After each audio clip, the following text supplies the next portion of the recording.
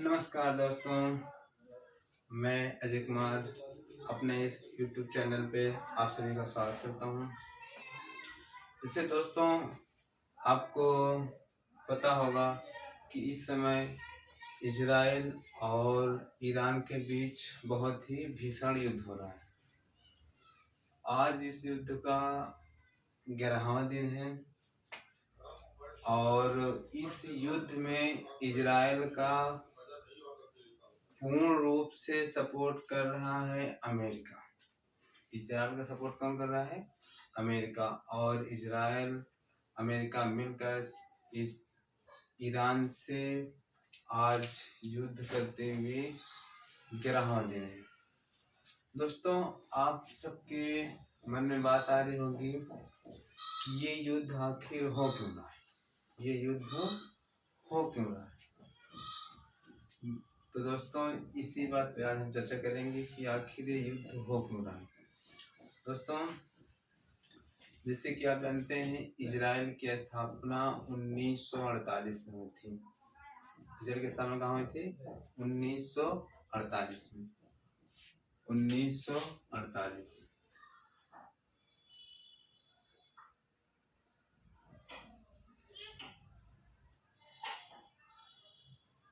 Israel की स्थापना कब हुई थी? 1948 में। अब देखिए, ईरान इस नवगठित, यानी नए समझ लीजिए, नवगठित देश को देश नहीं मानता है। ईरान कहता है कि हम तुम्हें देश नहीं मानते। अच्छा, अब ईरान जैसे देश नहीं मानता, इस पे इजराइल कहता है कि तुम ईरान हमारे लिए खतरा है, यानी कि ईरान इसको देश नहीं मानता तो इसके लिए खतरा है। अब इन दोनों के बीच, इजराइल और ईरान के बीच वैचारिक मतभेद वर्षों से चले आ रहे हैं। अब लेकिन क्या हुआ कि आज इस 2026 में पूर्ण रूप से युद्ध शुरू हो गया है। इन दोनों के विवाद काफी दिनों से चल रहा है। कभी इनके बीच परमाणु समझौते को लेकर या NSG के अध्यक्षताओं को लेकर आए दिन विवाद बढ़ रहा था, लेकिन इस समय ये आमने सामने फुल तरीके से आज ये युद्ध लड़ रहे हैं। दोस्तों, ये तो रही इन दोनों की बात। इसमें अमेरिका सपोर्ट कर रहा है। किस सपोर्ट कर रहा है? अमेरिका जो है इजराइल का सपोर्ट कर रहा है, सैन्य तरीकों से, आर्थिक रूप से, परमाणु हथियारों से रूप से, पूरी तरीके से इजराइल की तरफ झुका हुआ। देखिए, अच्छा, ये अमेरिका क्यों हस्तक्षेप कर रहा है? इसका कोई ना कुछ कारण होगा। ये बहुत ही शातिर इंसान है। ये क्या करना चाहता है? ये पूरे विश्व को अपनी मुट्ठी में करना चाहता है। कौन? ये अमेरिका चाहता है कि मेरा कब्जा पूरे देश पर हो। कैसे हो? आइए समझते हैं इसको। देखिए, जैसे कि अमेरिका कुछ क्षेत्रों पर पूर्ण रूप से कब्जा कर चुका है, जैसे विश्व बाजार,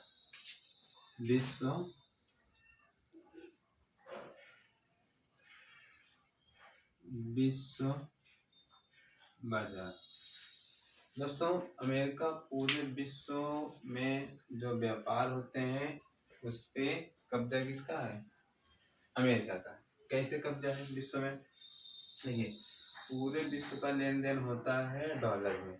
पूरे विश्व में कौन सी करेंसी चलती है? डॉलर चलती है, और डॉलर अमेरिका का करेंसी है। यानी कि यदि आपको विश्व में किसी देशों से कोई खनिज या कोई परमाणु या कोई अन्य चीजें आयात निर्यात करनी है तो आपको करेंसी किस पे देनी पड़ेगी? डॉलर में। किस पे? डॉलर में। किस पे देनी पड़ेगी? डॉलर। जैसे समझिए, जैसे भारत अभी अमेरिका से कोई लड़ाकू विमान या परमाणु हथियार खरीदता है तो वह अपना रुपया नहीं देगा, देगा, लेकिन अमेरिका लेगा नहीं, कहता है कि हम डॉलर में लेंगे। क्या लेंगे? डॉलर में। अब भारत को खरीदने के लिए डॉलर खरीदना पड़ेगा। क्या खरीदना पड़ेगा? डॉलर। अब डॉलर किसके पास है? अमेरिका के पास है। डॉलर अब अमेरिका से खरीद के पहले डॉलर खरीदेगा, यानी कि इस समय डॉलर चल रहा है, एक डॉलर का लगभग 92 रुपये चल रहे हैं, ठीक है। तो 92 रुपये भारत देगा तो उसे $1 मिलेगा। ऐसे में डॉलर महंगा पड़ता है। तो अमेरिका क्या कहता है कि हम रुपए में नहीं कोई व्यापार करेंगे, हम डॉलर में करेंगे, ठीक है। तो ऐसे तो विश्व भर में जितने भी देश हैं सबको डॉलर खरीदना पड़ता है। किससे? अमेरिका से। अब अमेरिका चाहे तो किसी को डॉलर दे या ना दे, ठीक। उसकी इच्छा, किसी को दे किसी ना दे। और जैसे अगर वो किसी देश को नहीं देता है तो वह विश्व में व्यापार नहीं कर पाएगा, और विश्व में व्यापार नहीं कर पाएगा, कोई आयात निर्यात नहीं कर पाएगा, तो उसके देश का विकास नहीं होगा, ठीक। तो विश्व बाजार पे अमेरिका का कब्जा है, नंबर 1, ठीक। यहाँ पे तो बाजार उसके मुट्ठी में। और दूसरी बात है परमाणु हथियार। परमाणु हथियार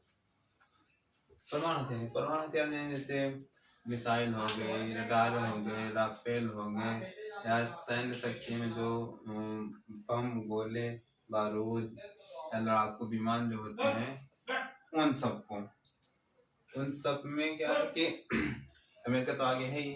अब जिसे देश को चाहता है बेचता है, जिसे चाहता नहीं बेचता है। और अन्य देश को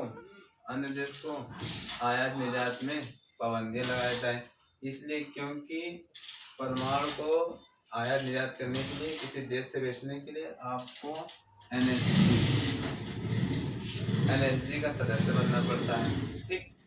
एनएसजी का सदस्य जो देश नहीं होगा वह किसी दूसरे देश से परमाणु बम, गोले बारूद या फाइटर विमान खरीद नहीं सकता। क्या है? उसका भी मुखिया क्या है? अमेरिका है। ये जिसको चाहता है शामिल करता है, जिसको चाहता है सदस्यता नहीं देता है। तो दूसरा कब्जा इसका कहाँ है? परमाणु पर है। दूसरा कब्जा इसका परमाणु पर है। अब तीसरा कब्जा किस क्षेत्र में करना चाहता है, जिसके लिए ये क्या कर रहा है? लड़ाई लड़ रहा है, काफी सालों से क्या कर रहा है? ये लड़ाई लड़ रहा है। और तीसरा कब्जा क्या है? और तीसरा कब्जा है पेट्रोलियम। क्या है? पेट्रोलियम। अब अमेरिका चाहता है कि इसका पूरे विश्व के, यानी पूरी दुनिया के मार्केट पे पेट्रोलियम पे इसका कब्जा हो। क्या हो? क्योंकि देखिए, देश के विकास में पेट्रोलियम का बहुत ही महत्वपूर्ण योगदान है। क्योंकि देखिए, किसी भी देश का ट्रेन से लेकर हवाई जहाज, ट्रेन, बस, जो समुद्री जहाज होते हैं, ठीक, इन सब किससे चलते हैं? पेट्रोल या डीजल से चलते हैं, है कि नहीं? यदि किसी देश में पेट्रोल, डीजल या पेट्रोलियम बंद कर दिया जाए, आयात निर्यात, तो उसका पूरा देश ठप हो जाएगा। यानी कि ना कोई जहाजें चलेंगी, ना तो कोई समुद्री जहाज चलेगी, ना कोई ट्रेन चलेगी, ना तो कोई कारें चलेगी, ना तो कोई बसें चलेंगी, ना तो कोई ट्रेन चलेंगी, जो ट्रकें चलेंगी तो यहाँ से वहाँ सामानों का आदान प्रदान करती हैं, यानी कि पूरा देश ठप हो जाएगा। तो क्या होगा? उसकी अर्थव्यवस्था बिल्कुल खराब हो जाएगी। तो ये जो अमेरिका है, ये पूरे विश्व के पेट्रोलियम पर कब्जा करना चाहता है। इसके लिए वर्षों से, कई सालों से अन्य देशों पर लड़ता चला आ रहा है। जैसे कि इन्होंने इराक पे हमला किया था। क्या किया?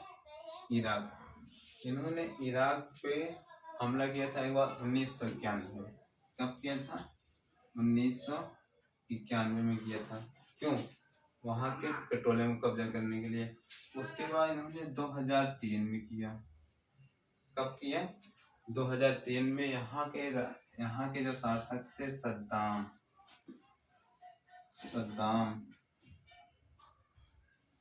हुसैन, इन्हें गद्दी से हटा करके और इन वहाँ के इराक के तेल पेट्रोलियम खदानों पर क्या किया?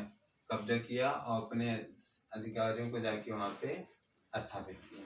ठीक, ये इराक का 1991 में बन गया था। उसके बाद 2003 में। इसके बाद आते हैं लीबिया। इसके बाद आता है लीबिया में इन्होंने 2011 में आक्रमण किया। और इसे भी आता है अभी हाल ही में आक्रमण किया था वेनेजुएला पर। कितने पर?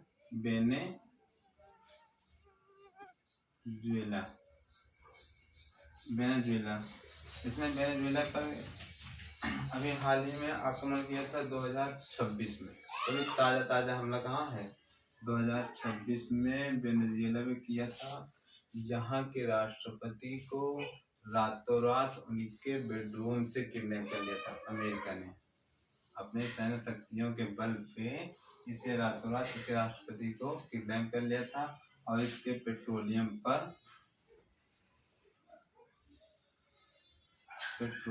पर कब्जा किया। ठीक, जो कि विश्व में सबसे अधिक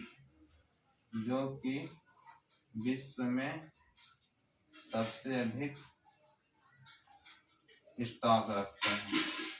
ठीक है, वेनेजुएला एक ऐसा देश है जो विश्व में सबसे ज्यादा पेट्रोलियम का भंडारण रखता है। उस पे अमेरिका ने 2026 में अभी जनवरी के महीने में 2026 में यहाँ के राष्ट्रपति को उनके बेडरूम से किडनैप करके उनके पेट्रोलियम पे कब्जा कर लिया था। अब इसके बाद अब बारी आई है इसका ईरान। अब आई है इसकी बारी ईरान। इस पे पहला हमला किया था इन्होंने 1953 में। इसके पहले भी यहाँ पे हमला कर चुका है अमेरिका ईरान पे 1953 में कर चुका है। और उसके बाद दूसरी बार कर रहा 2026 में। इसलिए क्या कर रहा है? इजराइल का साथ दे रहा है कि यहाँ इन्होंने कब्जा किया है, अब ईरान के पेट्रोलियम पर कब्जा करना चाह रहा है, इसलिए बहुत तेजी से युद्ध छिड़ रहा है। और हाँ, इसके पहले तो कब्जा के पहले ने कई पाबंदियां लगाई कि आप तेल बेचोगे नहीं, आप किसी अन्य देशों को बेचो नहीं, खासकर न तो आप चीन को बेचोगे और न तो रूस को बेचोगे। इन दोनों देशों पर क्या लगा? प्रतिबंध लगा रखा है कि आप अपने तेल को निर्यात नहीं करो। निर्यात मतलब किसी दूसरे बाहर देश में नहीं बेचोगे। एक पाबंदी प्रतिबंध ईरान पर लगाया था। ठीक, अब देखिए पूरा पेट्रोलियम कब्जा करने में क्या होता है? चारों तरफ से अमेरिका के पूरे देश मुट्ठी में होंगे। जिसके जो साथ चाहेगा वो करेगा, जिसे चाहेगा पेट्रोल देगा, उसकी बात मानेंगे तो पेट्रोल देगा, नहीं तो नहीं देगा। उसके साथ मानेंगे तो परमाणु हथियार साझा करेगा, नहीं मानेंगे तो नहीं करेगा। और उसके साथ करेंगे तो कोई विश्व व्यापार करने देगा, नहीं तो नहीं करने देगा। तो इस तरीके से अमेरिका पूरे विश्व को अपने कंट्रोल में करना चाह रहा है। अब एक बात आती है, यदि युद्ध लंबा खींचा तो भारत पर क्या प्रभाव होगा?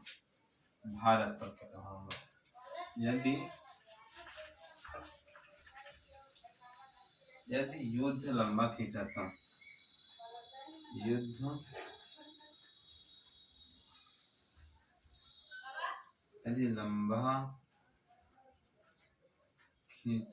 तो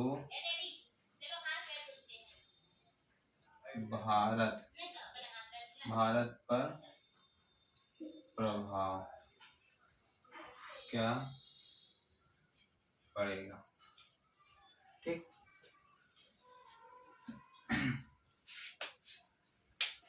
दिख रहा होगा आप लोगों को। यदि युद्ध छिड़ता, जैसे कि आज 11वां दिन हो गया, यदि युद्ध और खींचता है 2 महीने 3 महीने, क्योंकि भारत के पास अब पेट्रोलियम लगभग 20-25 दिन का स्टॉक में है। कितने दिन का? 20 से 25 दिन का स्टॉक में भंडारण में है। और यदि लंबा खींचा तो क्या प्रभाव पड़ सकता है? जैसे कि अभी ही रुझान आने शुरू हो गए कि बहुत से देशों में क्या हुआ, तेल पेट्रोलियम का आयात निर्यात बंद हो चुका है जो ईरान से जा रहे थे, क्योंकि ईरान के जो पेट्रोलियम स्थान थे वहाँ पे इजराइल ने, अमेरिका ने क्या किया, मिसाइलें गिराकर वहाँ के रिफाइनरी को ध्वस्त कर दिया है, वहाँ के तेल स्टॉक को ध्वस्त कर दिया गया है। भारत में भी स्टॉक इसका भी 20 से 25 दिन का स्टॉक है। यदि लंबा खींचा तो यहाँ भारत में भी पेट्रोलियम की दिक्कत पड़ सकती है। पेट्रोलियम यानी पेट्रोल डीजल का रेट लगभग 150 रुपये प्लस जा सकता है। ठीक, इस पे भारत पर क्या प्रभाव पड़ता है समझ में आया, और आशा है कि अब आपको समझ में आएगा कि ये युद्ध आखिर क्यों छिड़ा हुआ है। बहुत अच्छे समझ में आएगा। यदि वीडियो पसंद आए तो लाइक करिए, सब्सक्राइब करिए। धन्यवाद।